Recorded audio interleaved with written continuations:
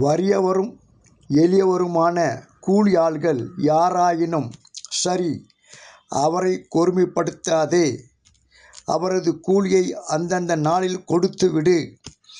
ஏனெனில் அவர் வறியவராய் இருப்பதால் அவரது பிழைப்பு அதில் அடங்கியுள்ளது. அந்நியர் அல்லது அவருக்குரிய நீதியை புரட்டாதே. கைம்பெண்ணின் ஆடையை அடகாக வாங்காதே. உன் வயலில் விளைச்சல் அறுவடை செய்யும் போது அரிக்கட்டினை மறந்து வயலில் விட்டு வந்தால் அதை எடுக்க திரும்பி போகாதே. அதை அந்நியருக்கும் அனாதைக்கும் கைம்பெண்ணுக்கும் விட்டுவிடு.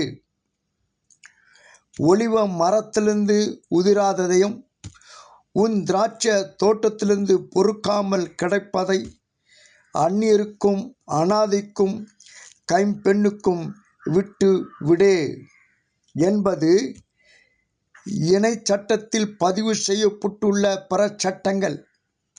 உபாகமம் 24ஆம் அதிகாரம் 5 முதல் 22 வரை உள்ள வசனங்கள். அதாவது, நாம் பெற்று வரும் நம் வருவாய் எல்லாம் நமக்கு உரியது என்பது சரியல்ல.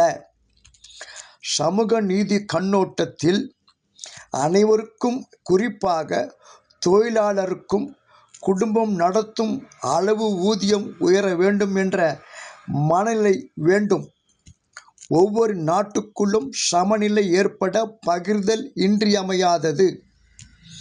அதன் அடிப்படையில் வளமாக வளர்ந்துவிட்ட நாடுகள் தங்கள் செல்வங்களை ஏழை நாடுகளுடன் பகிர வேண்டும் என்பது சமூக நீதி. இவைகள் சமூக நீதிக்கான சட்டங்களாக பார்க்கப்படுகிறது. சமூக நீதிக்கான மைய கருத்து மனித நேயம். இதனை கருத்தில் கொண்டு இன்றைய குடும்பங்கள், திருச்சபைகள், சமூகங்கள் எல்லாருக்கும் எல்லாம் என்ற சமநிலையை வலியுறுத்தும் சம பகிர்வை முன்னெடுத்து அதன் வழியாக கடவுளின் ஆசியை நமக்குரியதாக்கலாமே முயற்சி செய்வோம், செயல்படுவோம்.